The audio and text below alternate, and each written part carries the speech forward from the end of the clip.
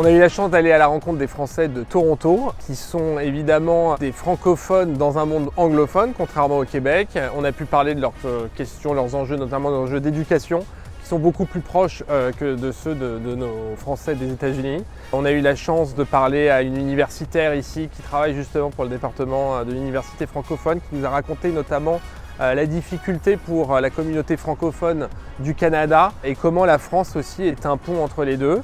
On a rencontré aussi des gens, c'est une ville très dynamique, Toronto, beaucoup dans la tech. Donc on a rencontré plusieurs entrepreneurs qui nous ont dit à quel point le système et l'écosystème ici étaient très valorisés et à quel point les profils français étaient intéressés.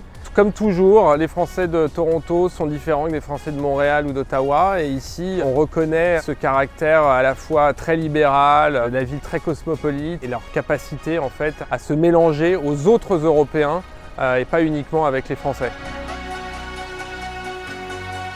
Donc pour ceux qui n'ont pas pu voter par internet, parce que ça vient de se terminer, il y a encore la possibilité de voter à l'urne samedi. Donc soyez nombreux, évidemment à Toronto, il y a un bureau de vote, donc n'hésitez pas.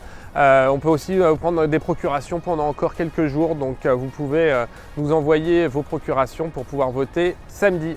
À bientôt!